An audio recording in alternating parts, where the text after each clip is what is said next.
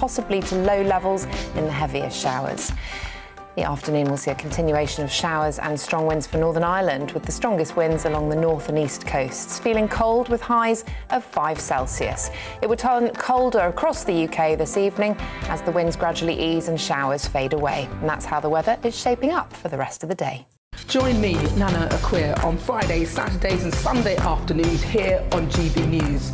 Expect fiery debate and passionate discussion as my panel and I take on some of the top stories hitting the headlines. You can look up the statistics. No, you look it up. I hug everyone. We learn from it and try and move on. That's it. Opinion is at the heart of the show. It's a place for open and frank conversation, but without the fear of cancellation. So join me here on GB News on Friday, Saturday and Sunday afternoons between 4 and 6 p.m.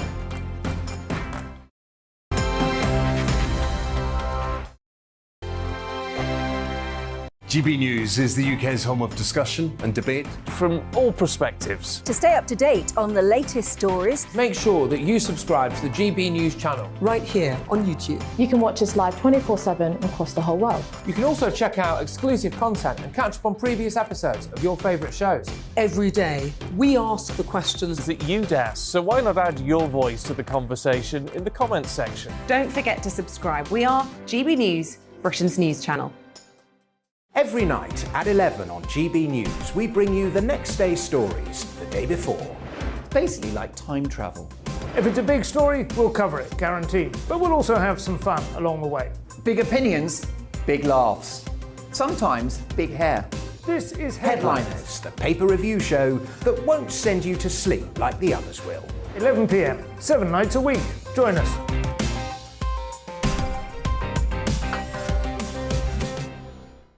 Hello there, I'm Eamon Holmes. And I'm Isabel Webster. And we hope you can join us for Breakfast with Eamon. And Isabel. You make me laugh out loud, belly laugh. Is that important first thing in the morning? Yeah, absolutely. And there's me trying to be deadly serious. News is a serious business. Yeah, I have to rein you in sometimes. Well, it doesn't stop us laughing at it. It doesn't stop us having an opinion on what's going on. Yeah. And it certainly will not stop us reflecting what you think. Weekdays from 6 to 9:30 on GB News. I'm Dan Wootton. Join me Monday to Thursday from 9 to 11 for the feistiest and most fun news debate on TV, where free speech reigns. I'll bring you a sharp take on the day's biggest stories, bombshell newsmaker interviews, and A-list guests. And I guarantee you, no spin, no bias, no censorship, and no reason to go to bed. That's Dan Wootton tonight, Monday to Thursdays from 9 on GB News.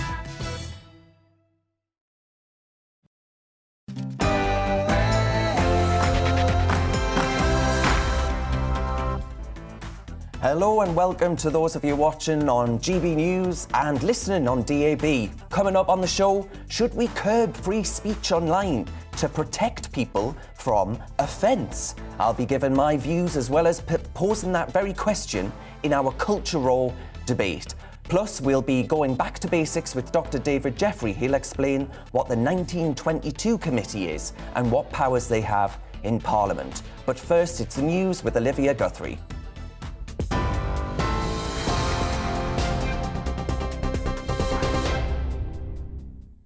Thank you, Darren. Good afternoon. It's 2 o'clock. I'm Olivia Guthrie in the GB newsroom. A new photograph of the Queen working has been released to mark her Platinum Jubilee. The image, taken on Wednesday, shows the 95-year-old with her famous red box of government papers. It's 70 years today since she came to the throne. She's the first British monarch to reach the milestone. She used the occasion to give her blessing for Camilla to become Queen Consort when Prince Charles becomes king. Clarence House says the Duke and Duchess of Cornwall are touched by the gesture and congratulated Her Majesty on her inspiring service and dedication to the country. Former royal correspondent at The Sun, Charles Ray, told GB News it's a huge turnaround for the Duchess of Cornwall. Remember, this is a woman who at one time was the most hated woman in Britain and was regarded as a marriage wrecker and famously the third person in a marriage which got terribly crowded. Charles Ray. Now, Millie Dowler's killer, Levi Belfield, has admitted to the murders of Lynn Russell and her daughter Megan, according to a lawyer. Belfield has already allegedly sent a 4-page letter detailing his involvement to the solicitor of the man currently in prison for the murders. Michael Stone's lawyer says it shows his client has suffered a miscarriage of justice. Lynn and Megan Russell were found bludgeoned to death in Kent in 1996. Belfield, who murdered schoolgirl Millie Dowler in 2002, is serving 2 whole-life orders. The chairman of Tesco says food prices are likely to rise 5% by the spring. The supermarket chain says the impact it will have on low-income families is troubling. It follows an announcement by energy regulator Ofgem that UK bills will rise by nearly £700 a year from April. Malcolm Grimston, research fellow at Imperial College, told GB News it's a difficult situation for both customers and energy companies. I think we need to be very careful with these measures like price caps and like windfall taxes. In the very short term, they look okay, but if they end up meaning that the companies we rely on to invest so prices will come down in the future feel, why should we do that? We had years of making no money. Now we are starting to make money. It's going to be taken away from us. So why should we bother to invest? And I think at that stage, we may well find ourselves in a much worse situation. Academic Malcolm Grimston. Now, over in the US, podcaster Joe Rogan has apologised for saying the N-word over a number of years.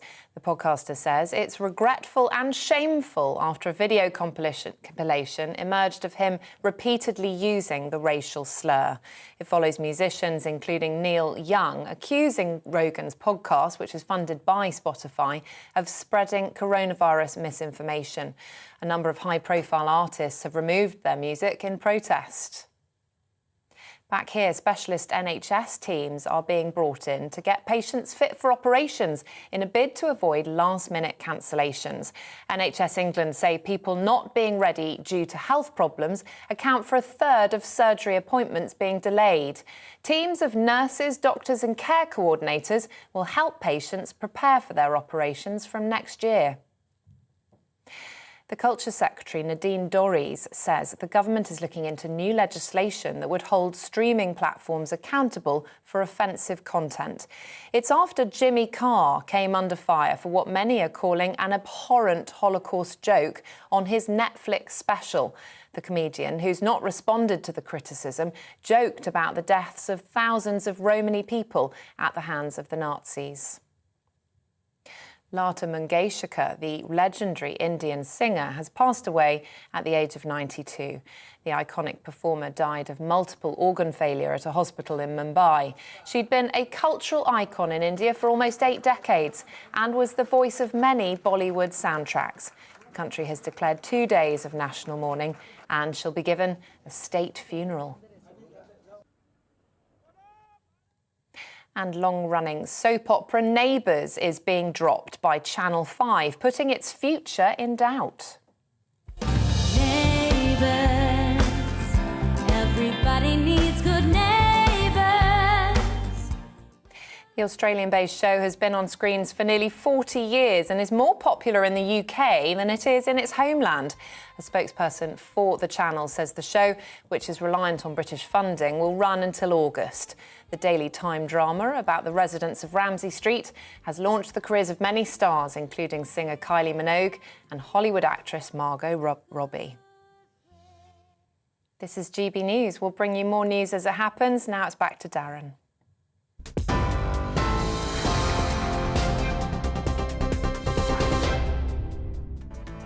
Welcome to Real Britain with me, Darren Grimes. Coming up, we'll be asking real Brits around the country whether we should clamp down on free speech to avoid offence. Here's what's coming up on the show. We'll be going back to basics again this afternoon. Today we'll be getting the lowdown on the 1922 committee.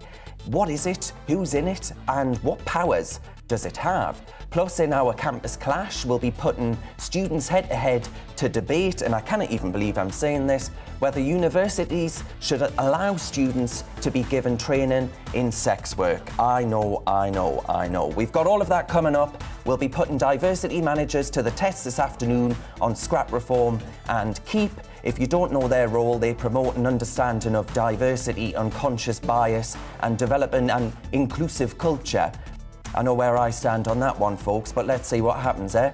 That's what we're talking about for the next hour, but I want to know your thoughts. Should we curb free speech online to avoid causing offence? Email me at gbviews@gbnews.uk or tweet me at gbnews.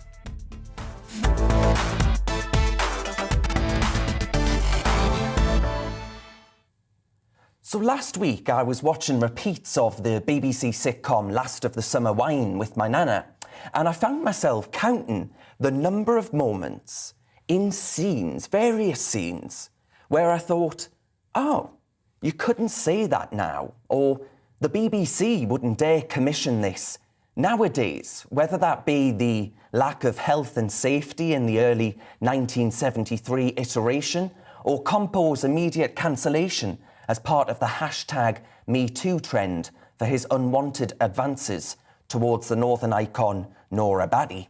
It's truly, I think, a sad reality that in spending time with my nana, enjoying the classics that she remembers from the first run on telly, I would be so alive, actually, to the stifling of risk, of drama, of comedy, and frankly, the fun from modern-day television. We now live in an era where disclaimer dullards seek to censor our past and our iconic shows. They're the products of a bygone era now, folks. We've seen over recent times Orwell's 1984 issued with a trigger warning, which is frankly beyond parody, and these people could do with reading it. We've seen Disney Plus placing offensive content warnings on The Muppets show. I know who the Muppets are, in my view. A student bombarded with accusations of being a racist for saying "Rule Britannia." Another pursued for declaring that only women have vaginas. And a school chaplain reported to the Anti-Extremism Prevent programme for questioning identity politics. It really does beggar belief. This is all a hysterical campaign by those who purport to champion every form of diversity other than the diversity of thought. All whilst the former president of the free world is banished by tech giants while the Taliban remain on their platforms. I don't think we're in a good place as far as robust defence of free expression is concerned, whether it be in our corporations, our media, our universities, our workplaces. I truly believe, folks, that free speech in this country is in peril. And that's the case I want to make to you today. The only way to defeat bad ideas and bad arguments is to allow them to be visible and to hear them, and then to challenge them head on. The only way that we can create a more quote-unquote tolerant society is to actually vaccinate the perpetually offended with a dose of polite and reasoned disagreement.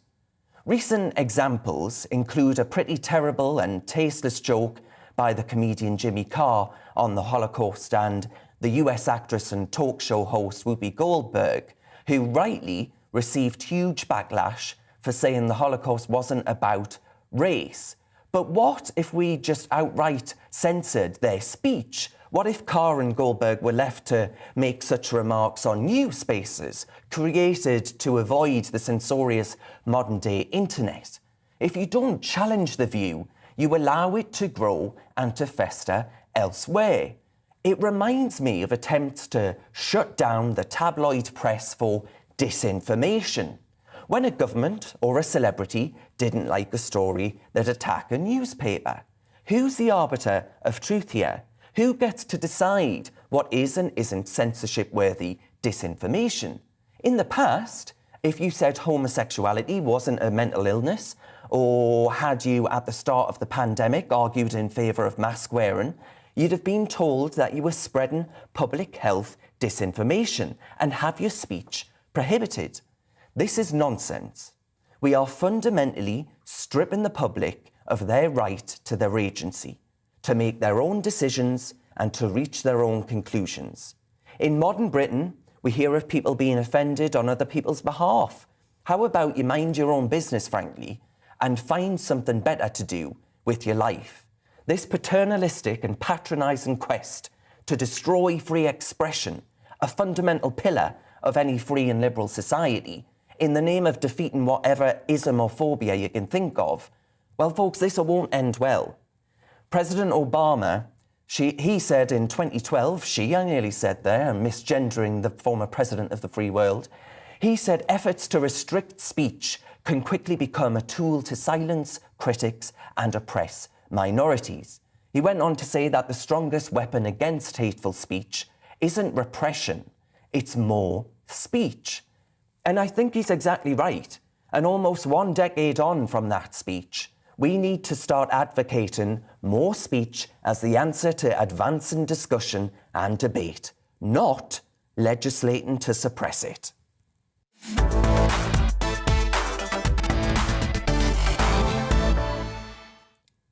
But folks, frankly, it's more important to hear what you think and not what comes out of my big gob. So should we curb free speech online to avoid causing offence? That's what our East Midlands reporter, fantastic bloke, Will Hollis, has been asking you in Loughborough.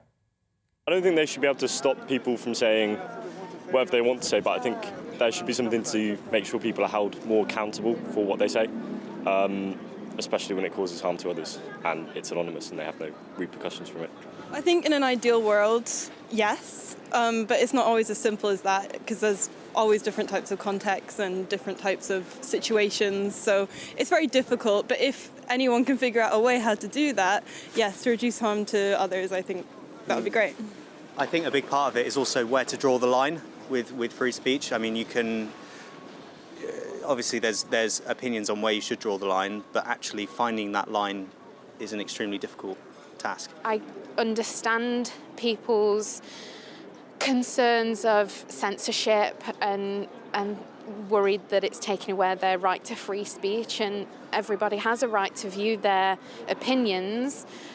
But if your opinion is directly causing someone harm, if it was aimed in a way that it was violent and it was attacking someone, then I think people have a right to say that that's not okay. It's about respect, and more so if people start and learn and respect other people's privacy and their own sort of space almost, you know, and there shouldn't be, it's not also always a predator type thing, it's more to do with online bullying.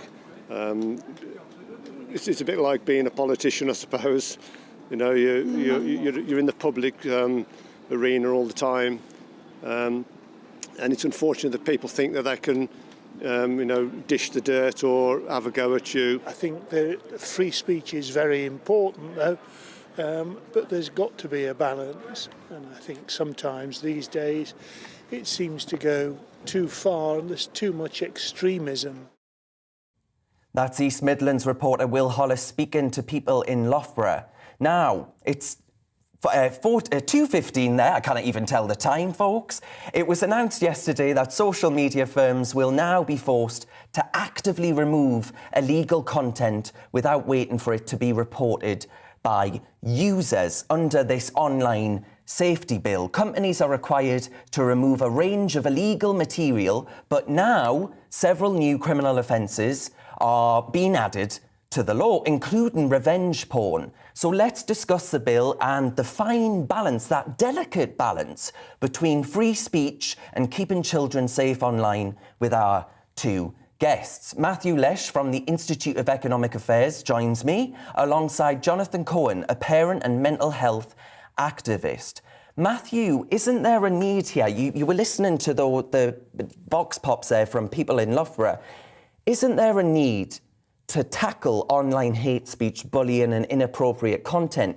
Clearly the public they disagree with you here, Matthew, and think that this legislation is actually necessary. Look, I think there's no doubt a lot of abuse that happens on the internet, and I don't necessarily think that that's in any way acceptable. And beyond that, there's of course unlawful behaviour. But I think we have to be very careful in believing that the online safety bill is going to solve all these problems, and it's going to be able to magically make the internet child-proof in a way that is practically impossible, that you're going to be able to get rid of any kind of ill behaviour. I think we're really making an unrealistic expectation of this legislation. Jonathan, what are your concerns then as a parent, right, with these new criminal offences being added to the proposed online safety laws? Are you really in favour of these proposals? I think there's a lot to be said and a lot to be done for blotting out, if you like, the online antisocial behaviour. I think we need to equate it a little bit more with what's happening in person. And I think the biggest concern for parents looking after their own children or the interests of others nears and dears is to know who victims can approach when things go wrong. And if there is law in place, if there are guidelines that we're supposed to be following, it's so much easier to do that. So it's a case of an awareness of who victims can approach and under what circumstances they've got a valid claim and a valid case to take forwards. So, Jonathan, would you like the proposals to actually go further? I think there's always scope for taking these things further. I'm conscious that there are obviously ways of taking them too far. Freedom of speech is something that is very important, and I attest to that. But does it need to be available and applicable on social media platforms that are read by vulnerable people across the globe? We are seeing suicide rates going up. We are seeing poor mental health. We are seeing people really struggling. And cyberbullying, as a parent, I find quite massive. And I'd also go as far as to say that a lot of the racist remarks and a lot of the sort of off-the-cuff, sort of didn't mean to say that, whoops, type remarks that we're getting through should somehow be filtered out, apologised for and nipped in the bud. It's not on in this day and age. So come on then, Matthew, you want the internet to be a sort of wild west, a libertarian utopia of free speech and free expression, but actually Jonathan's arguing there that there are real repercussions when it comes to allowing the internet to be such a free-for-all. Look, I think we're in quite a frightening position here, Darren. I've been rereading 1984 recently, and I'm kind of struck by the way in which O'Brien is not just satisfied with Winston simply being unable to express an opinion, but is fundamentally trying to alter his mind. He's trying to make him truly believe the party line. And the presumption there, of course, is that what your ideas, what you believe, what you say is owned in the collective and not by yourself. And I think that's effectively where the government's going with this legislation and where we get quite an authoritarian instinct coming in here, that we're not allowing people to express themselves and express ideas, even legal speech. So what the government said over the weekend is that they've outlined priority areas of unlawful speech, and the social media companies are going to be expected to remove anything that not necessarily is unlawful, but has reasonably likely chance to believe is unlawful. Now, that is an absolute recipe for censorship. But if that wasn't bad enough, the government's also including this amorphous phrase, which I haven't even defined yet, called legal but harmful speech. Yes, you heard that right, Darren. That is speech that is legal to say on the street, that I could say to you probably on air right now, but would suddenly become unlawful under the government's definitions in the online space. I think that is fundamentally one of the most dangerous things imaginable, especially when you combine it with massive fines for tech companies. They're just going to be censoring on an industrial scale. Yeah, well, I mean, Matthew, if you consider then the political realities, right, this is going to happen. This is coming down the tracks and will be voted through with gusto, both parties supporting such a move. What can actually be done to improve the bill and ensure that we do protect what is a fundamental pillar of a free society? Look, I mean, ideally, I'd like to see the legislation a bit more focused and not trying to deal with this illegal but harmful speech. But that failing, a proposal that we put up from the IEA this week in a paper that I co-authored was that at the very least, there should be some kind of independent reviewer of how the legislation operates to ensure that the government doesn't get the balance wrong, especially since we're giving quite extraordinary powers to Ofcom, we're giving quite extraordinary powers to the Secretary of State. Just like when we do that for terrorism legislation, we have somebody who's there responsible as an accountability mechanism. We should also have some kind of reviewer of online safety legislation. Jonathan, the same question to you. If you could improve this bill, what would you add to it? What would you do differently? Well, I think the main thing, if I can come back to Matthew's point, please, is that we are empowering Ofcom here. This isn't the government. This isn't some entity that we're perhaps getting a bit fed up with in this country in some ways, without getting too anarchist here. You know, governments make mistakes. This is an independent office dealing with communications and how things are being portrayed. And I think for them to have these powers, to be able to judge for themselves, I think is really important. And to try and suggest that we should minimise their reach, I think restricts their powers without giving them the benefit of trust. And I think in a society, in this day and age, there has to be a level of trust. And perhaps, Matthew, that's where you and I disagree over the trust to the people and the trust to an organisation like Ofcom. Well, folks, this debate is going to run on and on and on. Jonathan Cohen, parent and former carer, and Matthew Lesh from the Institute of Economic Affairs, thank you very much to the both of you for your time. Plenty more to come this afternoon on Real Britain with me, Darren Grimes. I'll be getting the thoughts of my friend Baroness Claire Fox on whether or not we should curb free speech online. But first, let's have a look at the weather, shall we, with Olivia Guthrie. Looking ahead to this evening's weather, and the UK is looking windy for many, with plenty of showers. These wintry in the north. Let's take a look at the details. The afternoon's cloud and damp weather in the southwest should be clear by this evening. It will still be blustery with some sharp showers around, but also breaks in the cloud. In the southeast, there should be a good deal of dry weather to end the day, with largely clear skies too. 1 or 2 showers perhaps. There will still be plenty of showers across Wales this evening, but these will be starting to ease. The strong winds will be easing too.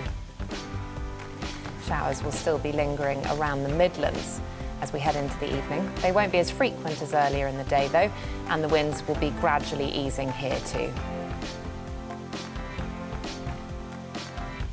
It will be a mostly dry end to the day for northeastern England, where only a few showers are likely. Skies will be largely clear here, but with a calm and cold night ahead.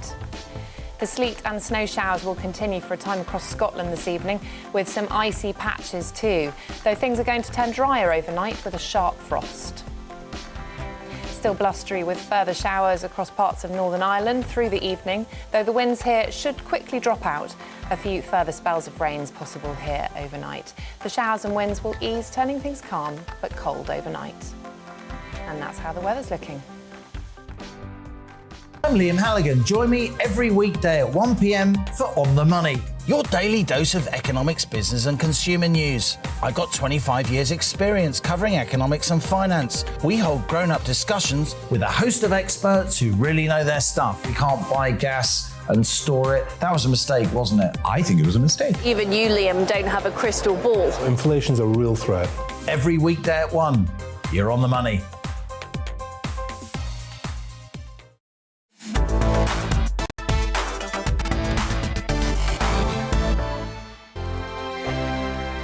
GB News is the UK's home of discussion and debate from all perspectives. To stay up to date on the latest stories, make sure that you subscribe to the GB News channel right here on YouTube. You can watch us live 24/7 across the whole world. You can also check out exclusive content and catch up on previous episodes of your favourite shows. Every day, we ask the questions that you'd ask, so why not add your voice to the conversation in the comments section? Don't forget to subscribe. We are GB News, Britain's news channel. Every night at 11 on GB News, we bring you the next day's stories the day before. Basically like time travel. If it's a big story, we'll cover it, guaranteed. But we'll also have some fun along the way. Big opinions, big laughs. Sometimes big hair. This is Headliners, the paper review show that won't send you to sleep like the others will. 11 p.m, 7 nights a week. Join us.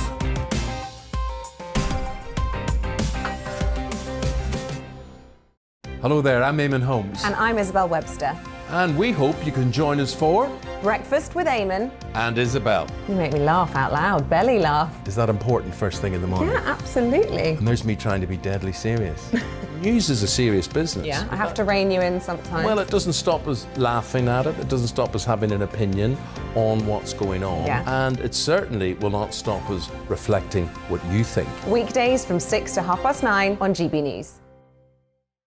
I'm Dan Wootton. Join me Monday to Thursday from 9 to 11 for the feistiest and most fun news debate on TV, where free speech reigns. I'll bring you a sharp take on the day's biggest stories, bombshell newsmaker interviews, and A-list guests. And I guarantee you, no spin, no bias, no censorship, and no reason to go to bed. That's Dan Wootton Tonight, Monday to Thursdays from 9 on GB News.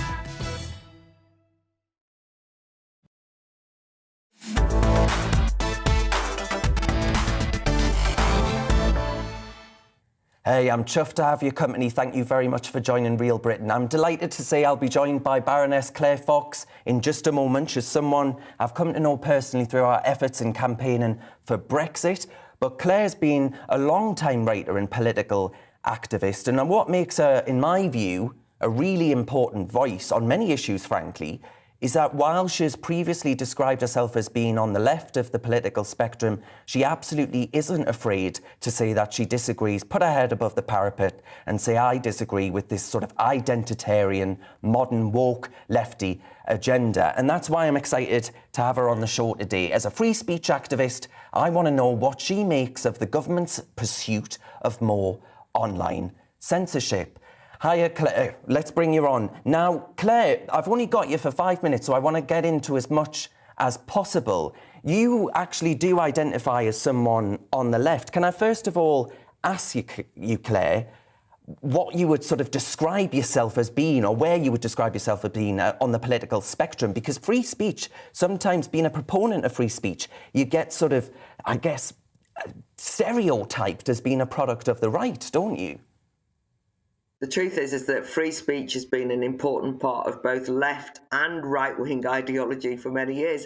Basically, anyone who's a Democrat believes in free speech. So it's a real shame that the left has betrayed that cause and then handed it over effectively to say, oh, it's got nothing to do with us. In fact, we're the censors. Anyway, I'm not going to deny that I'm from the left just because most lefties have abandoned free speech. Absolutely, yeah. Traditional, old Labour and the values that they used to represent. Old style lefty. Not so much old Labour, but old style. Look, I believe in freedom. Yeah. Free society. Well, speaking of freedom, Claire, I'm worried that it's in peril here. I don't know if you heard what I had to say earlier, but I'm really, really concerned that, frankly, the government's new bill, the online safety bill, is actually going to make the internet a place in which, well, frankly, there will be a severe amount of censorship, because these tech giants will say, well, hang on, it's just far too much of a risk for me to allow you to say that on my platform, safer to just remove you from it altogether. You've identified the key point here. I listened to the whole of your show. You've had some very good points made. Those people who were interviewed in the Vox Pop made some entirely reasonable raised some concerns, didn't they? They feel as though a Twitter pile-on, or where people are being vile on social media, or where kids are being bullied, can't someone do something? And they worry about the power of big tech. The problem is with this online safety bill is the government is handing more power to big tech as censors. They're not losing power here because of the threats the government is throwing at them. They're basically being told, you must decide in advance what is harmful, what might be considered to be misinformation. They're already doing that as it happens. And what that indicates is that the people who are not trusted to make decisions about what, for example, is true or not, are the public. It will be big tech that gain the power out of this, as well as Ofcom, which one of your contributors suggested we should trust. Anyone who's had any dealings with Ofcom might gulp at that thought. But we're creating a hugely powerful regulator now. And the group of people who get a look in here are ordinary people. They will have what they're able to see and hear decided for them by the powers that be. Yeah, and if you think, Claire, with your sort of, if you historian hat on perhaps, looking back through time at all of the movements that, whether that be voting rights for the working class, you name it, Brexit, all of these things wouldn't have happened without the right to free speech, without the right to actually voice your opinion. The key question is dissent. Historically, nothing ever changed unless you had people who were dissenting and people who were prepared to speak out against the orthodoxies of the day. Isn't that key? Mm-hmm. Yeah. And therefore, that key point is what we are going to lose if we let this bill go through without a challenge. But listening to Jonathan earlier, though, he was a parent and he was concerned that actually something needed to be done about online hate, bullying and harmful content on some of these platforms. Do you think actually we should just say, let's have a Wild West internet, let people run wild and do what they want? So there's the issue of young people and protecting young people and children. And if the bill narrowly concentrated on doing that, if they were only concerned, for example, with those suicide sites, or if they only talked about protecting children, then I would take, notice of it. But this bill is enormous and it treats adults as children. That's the problem we've got. Yeah. And when it says, for example, that we're going to have harmful content or bullying or hate speech, we all think, oh, that's horrible. None of us want that. God, you're a victim of it, Darren. So am I a lot online. But but the point is, who decides? And what they've said in every piece of legislation is that it's subjective. So you will know in the present circumstances that somebody will say, it is harmful for me to hear somebody be gender critical. It's hate speech when somebody asserts or alleges that biological sex is true and that women are biologically distinct from men biologically. That's true. We're hearing that more and more. Speech. Yes, exactly. And who is ultimately the arbiter of what defines offence and all the rest of it? Exactly. But the culture secretary... At the moment, the law says... Oh, sorry. Yeah, the culture secretary, Nadine Dorries, though, Claire, she was saying that the government are looking at proposals, she was saying this yesterday, for a new media bill, actually, which would be separate and impose sanctions on streaming services and video-on-demand platforms for the kind of jokes made by the likes of Jimmy Carr, who made a joke about the Holocaust. Now, people watching might well say, well, I found that joke to be quite disgusting, actually. But your view, Claire, and I don't want to speak on your behalf, your view would be like, hang on a minute, you find that you've got agency. You can say, I don't want to pay for Jimmy Carr's content, I don't want to watch it, and all the rest of it. That's where we need to be as a society, right? We've just become perpetually offended by everything. The way they pose it, Darren, is they suggest that everybody is vulnerable. And one of your contributors talked about how we protect the vulnerable. The problem is everybody now says, I'm vulnerable. I will find that too difficult to cope with. It's actually an insulting model of what we expect human beings to be. I actually find lots of things that are said to me hurtful. Believe it or not, I get upset by some of the vile, and I mean vile things that are said to me. And the misinformation about things I've said in the past and so on upsets me. But it doesn't end, what happens is that you cope with that because it's speech. And once we get to a point where you basically say that people are not resilient enough to hear horrible things, then we're going to be wrapped in cotton wool by a government who decides that we shouldn't hear anything that they decide is either unfunny or offensive or harmful. Now, what that means is that we will never have the opportunity to hear a wide range of opinion in which we can decide ourselves whether we agree with it. One of the key things is that one of your contributors said, we need to be able to hold people to account. Absolutely. Exactly. Well, exactly. I want to hold my opponents to account, not the government hold them to account, or big tech, or... You've put it in a nutshell, Claire. That's exactly where I'm at. So, Baroness Claire Fox, thank you very much for joining me on Real Britain today. You're with GB News on TV and DAB Radio. Coming up, what on earth is the 1922 Committee of the Conservative Party, and what role do they have in removing a Prime Minister? We'll be going back to basics after the news headlines with Olivia Guthrie.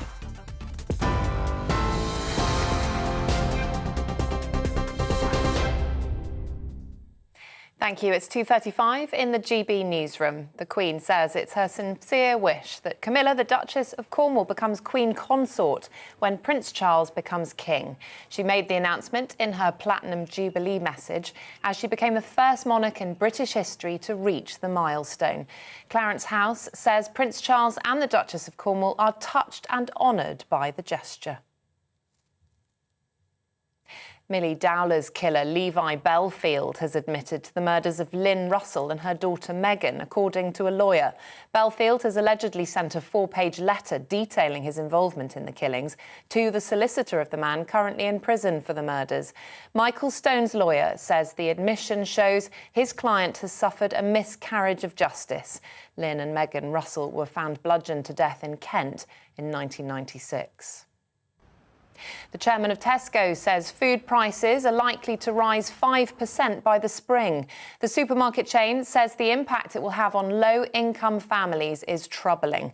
It follows an announcement by energy regulator Ofgem that UK bills will rise by nearly £700 a year from April. Long-running soap opera Neighbours is being dropped by Channel 5, putting its future in doubt. The Australian-based show has been on screens for nearly 40 years and is more popular in the UK than it is in its homeland. A spokesperson for Channel 5 says the show, which is reliant on British funding, will run on until August. TV, online and DAB+ radio. This is GB News. It's back to Real Britain with Darren Grimes after this short break.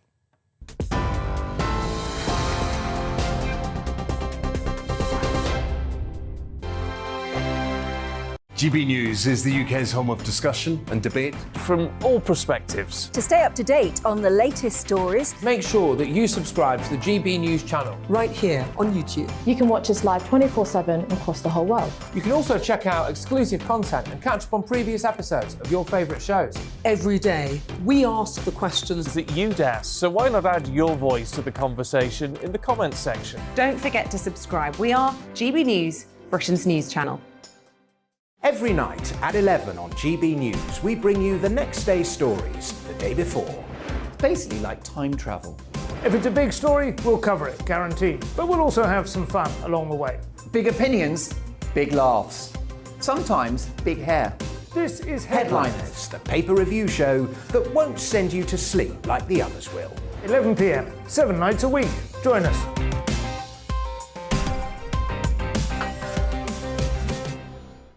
Hello there, I'm Eamon Holmes. And I'm Isabel Webster. And we hope you can join us for Breakfast with Eamon and Isabel. You make me laugh out loud, belly laugh. Is that important first thing in the morning? Yeah, absolutely. And there's me trying to be deadly serious. News is a serious business. Yeah, I have to rein you in sometimes. Well, it doesn't stop us laughing at it. It doesn't stop us having an opinion on what's going on. Yeah. And it certainly will not stop us reflecting what you think. Weekdays from 6 to 9:30 on GB News. I'm Dan Wootton. Join me Monday to Thursday from 9 to 11 for the feistiest and most fun news debate on TV, where free speech reigns. I'll bring you a sharp take on the day's biggest stories, bombshell newsmaker interviews, and A-list guests. And I guarantee you, no spin, no bias, no censorship, and no reason to go to bed. That's Dan Wootton tonight, Monday to Thursdays from 9 on GB News.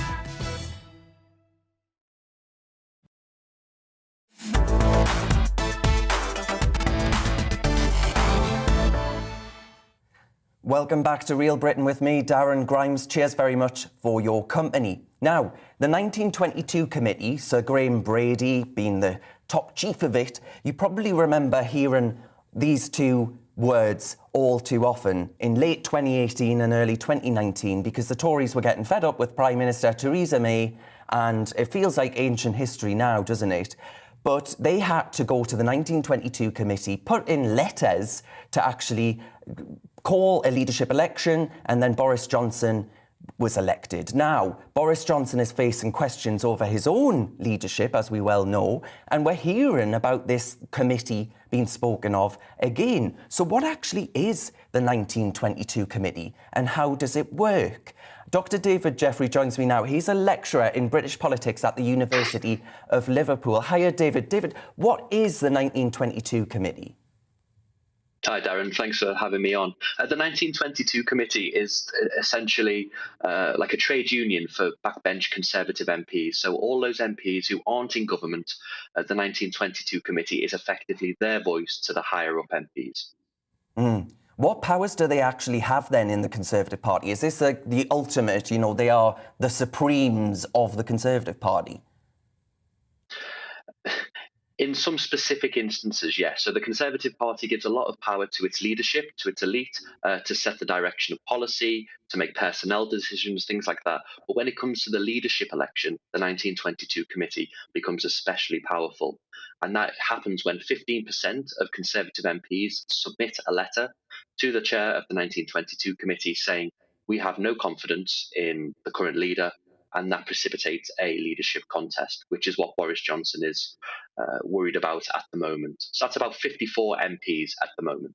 Yeah, and who makes up the committee? How do you actually become a member of this committee? It's through a process of election of backbench MPs. So it is essentially the shop stewards of the Conservative backbenchers. You might remember in the previous leadership election in 2019, Graham Brady tried to have his own abortive attempt at becoming leader, and that didn't go too well. That ruffled a few feathers. But typically, the backbenchers' voice is supposed to be more independent from desires of leadership. So that ruffled a few feathers, but Graham Brady is essentially the key figure here and is seen as the voice of the party vis-à-vis government.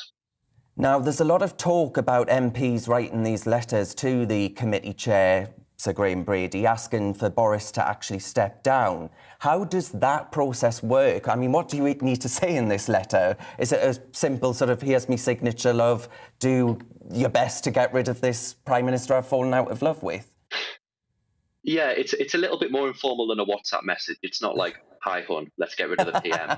But it's on par with, it can be anything. There's no formal language that they have to use. It just has to be a letter saying, I no longer have confidence in the Prime Minister. And then when that gets to 54 letters, importantly, though, you can withdraw a letter once you've submitted it. So only Graham Brady knows who's submitted, and those MPs. They're under no obligation to tell the party, and that information is never released. All we will be told is there has been enough letters to cross the threshold. And then it can be as quick as that afternoon. If Graham Brady gets a letter at 9 o'clock in the morning, they can be a confidence vote that evening. Now, it won't normally be that quickly. The decent thing is to allow time for all MPs to be in London for that confidence vote. It typically takes place in the palace, but it can be that quickly. It can be done that quickly. So, David, if I asked you to, if you've been through the archives, you have written extensively about Mrs Thatcher's time in office. Obviously, there was a leadership challenge there in her later years. And actually, they put forward a stalking horse, didn't they, a year before Mrs Thatcher was ultimately ousted and John Major elected as Prime Minister. If you look back through history, what do you think history tells us about where we're at right now? Of course, this Prime Minister was only elected with an outright majority of 80 in 2019. Do you, if I ask you to sort of play the role of Mystic Meg for a moment, do you actually think that we're going to see those letters being handed in and we're going to see a leadership challenge over the next few, I don't know, weeks and months? I think there's two key moments when that could happen. So the first is if the Metropolitan Police's report uncovers something that kind of clearly demonstrates that Boris Johnson misled Parliament or misled his own backbench MPs face to face, the letters will flood in. 54 letters, 15% is not a high threshold. Boris Johnson has never been as popular in the parliamentary Conservative Party as he has been in the country as a whole. So that is the first moment where it could all go wrong for Johnson. The second moment is after the local elections in May. If there is a complete drubbing and Conservative councillors are falling in traditionally safe areas, then letters might also fly in because MPs will find it easier to justify to their constituency parties, look, under Johnson, we lost a load of councillors. That's why I've said he has to go. But they're the key moments. Now, I think the talking about the time of Thatcher when she fell from office, the rules were very different then, so you don't need a stalking horse now. But Boris Johnson will know that if he does get challenged, he can't be challenged for another year. So his rivals, his enemies within the party, need to choose their moment well and think, would I like to become Prime Minister at a time when there's a cost of living crisis, energy prices are going to go through the roof? And to be honest, there's not much the government can do about that. It's because we don't have access to gas imports. So is this now the time to become Prime Minister? So there's a lot of strategic decisions that his rivals need to make, but all Boris needs to know is that if he wins, he's safe for another year. Well, fascinating stuff. Thanks for looking in your crystal ball, David. That's Dr. David Jeffrey, lecturer in British politics at the University of Liverpool. Cheers for your time. Now, it's 2:46 and time for Campus Clash, a debate between students. I want to bring young people, the next generation, on board. You might remember a few months back, Durham University defended its decision to offer training sessions to help students involved in, and I'm not joking here actually, sex work. And now, contrary to warnings from the Scottish Police and government, Scottish universities are now looking at providing sex worker training for students too, with the launch of a toolkit to aid them. Should universities offer sex training? I know what my view is, but let's find out what students think. Joining me for our Campus Clash is Jude Lavu, a prospective politics and international relations student, and Sutyam Godazi, who I know very well, a medicine student at Oxford University. Two very clever chaps. Now, in 30 seconds, I wonder if I can get you to actually set out your stall. Should sex worker training be allowed? I'll start with you, Sutyam. Well, I think the problem with sex work is that it's a very dangerous industry. And I think as far as we can do it, we should discourage it as much as possible because of the high levels of violence against women in this industry. And I think what is missing from these toolkits is actually routes out for women, advice on how to leave the sex work trade, and also the consequences of sex work. We know that something like as high as 75% of women who actually do sex work experience violence during work. And the problem is that this is actually an underreported statistic because a lot of women don't go forward to the police about it because of anonymity around their customers. And also just there is no advice on how to leave it. And here they are sort of providing advice on how to, they say to be safe during sex work. And I get that and I understand that. But I think the primary thing behind these sort of training sessions should really be on how women should leave and ways around that. Well, Jude, do you not agree with that? That this is actually encouraging prostitution, essentially, and actually, in many cases, you're talking about violence being a part of that? Well, it's a really interesting point, and I think we've got to realise that 5-6% of people already in university are engaged in some form of sex work. So this is obviously a large amount of people at university. You've got to think, you've got a huge population of people at university, and this training is not about pulling people into sex work and saying you should do it or saying you shouldn't do it. It's about offering support to those people that are already in the system to make it safer for them, to ensure that they don't get treated poorly. And it's a hugely lucrative business that these people are becoming self-made and self-sufficient through it. And I think instead of encouraging or discouraging it, we should provide support to those people who are already inside. Well, hang on a minute. If you're offering kids what I would deem to be kids, I don't mean to sound patronising, but looking at the vulnerable people in some cases actually being given a toolkit to say, here's this dangerous and risky job. You can make some money in it. Crack on, pet. Many parents watching this will be saying, what on earth are these people in positions of authority and power, frankly, thinking? What are you smoking, essentially? Well, I think with that point, and I take it completely and I understand what you're saying, and what it's about is these are people who are already in sex work, and I completely understand that it can be a dangerous profession.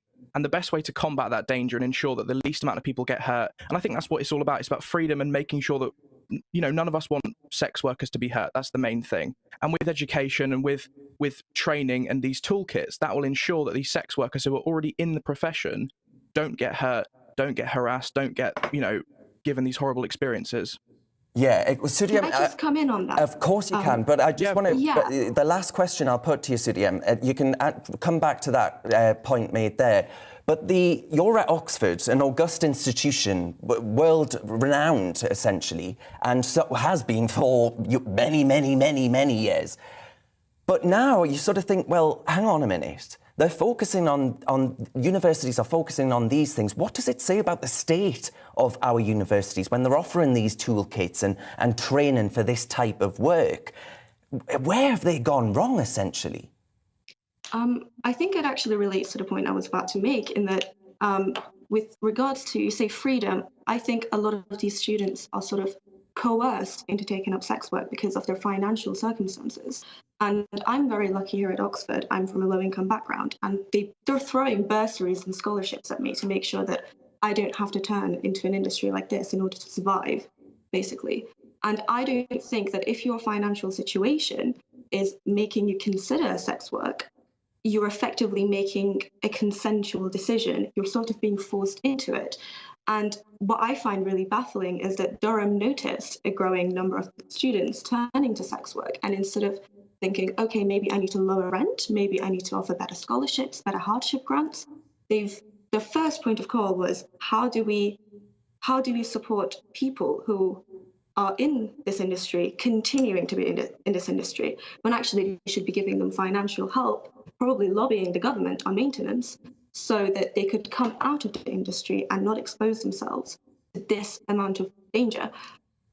Yeah, Sutiem, I think that's a beautiful place to actually end it there, because I agree with you completely. But Jude, thank you very much for your comments there Thank you for having me. as well. Jude and Sutiem, thank you very much for joining GB News. Now, what did you think? Let me know at gbviews@gbnews.uk. Now, my next topic is about civil service diversity managers. These are things that I've railed against for quite some time. You can get a very lucrative job in the civil service, or the BBC, frankly, called a diversity manager, where it's your job to promote an understanding of diversity, unconscious bias, and developing an inclusive culture. But are these taxpayer-funded jobs actually necessary? Katie John Wend, who's a diversity and inclusion facilitator, joins me now. What do the role of a diversity manager actually entail, Katie? Well, I mean, it's something that's semi-necessary anyway, because we have the Equality Act.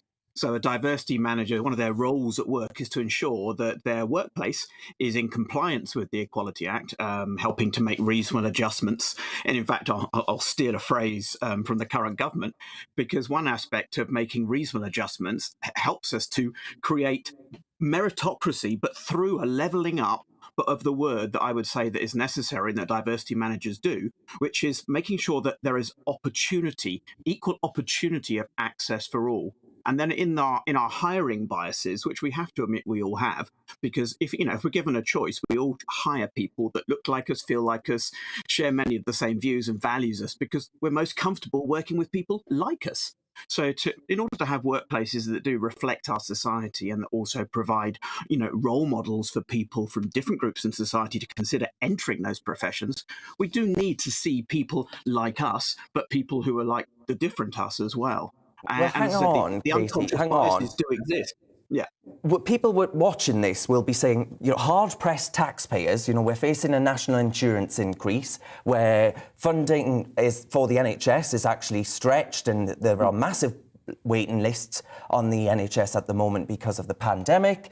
And people will be saying, why should we be hiring people who essentially want to relentlessly focus on the identity, on the immutable characteristics of people who they're potentially going to hire, when we need more doctors, we need more nurses, we need more X, Y, and Z, more police on the streets? They'll be saying that these jobs actually are just the jobs pushed by a woke elite, and we need to do away with them. Well, actually, if you go back to kind of the recession and the crash of 2008, 9, and 10, even before the Equality Act, it was actually diversity roles that are one of the first jobs to be cut. And certainly in a recession, they are an easy cut. I think less so now people are considering that, because actually it's drawing extra jobs from diverse communities that will potentially plug the gaps in our NHS and our other roles in society. Where we have a shortfall of jobs, we need to consider other people who may have some barriers to accessing those jobs and who may not have considered those jobs because of the perception that that is a white job, that's a male job, that's an able-bodied job, or whatever it might be. So actually having diversity managers who can promote them to communities who wouldn't wouldn't previously have considered those jobs actually opens up a larger workforce and a larger pool of workers. So I can guess what you're going to say, Katie, but scrap rather, reform, or keep. You're going to say keep, aren't you? No. No? What are you going to say? I like to surprise people a little bit. I do believe in constant reform. I don't believe that at any stage we should rest on our laurels of thinking that diversity I'm saying scrap, I'm afraid. I think this is whackery and wokery. But Katie John Went, a diversity inclusion facilitator, thank you very much. You have been watching Real Britain with me, Darren Grimes. Thanks very much for your company. The show's on every Saturday and Sunday at 2 p.m. But for now, I'll leave you with the weather. Looking ahead to this evening's weather, and the UK is looking windy for many, with plenty of showers. These wintry in the north. Let's take a look at the details. The afternoon's cloud and damp weather in the southwest should be clear by this evening. It will still be blustery with some sharp showers around, but also breaks in the cloud. In the southeast, there should be a good deal of dry weather to end the day, with largely clear skies too. 1 or 2 showers, perhaps. There will still be plenty of showers across Wales this evening, but these will be starting to ease. The strong winds will be easing too.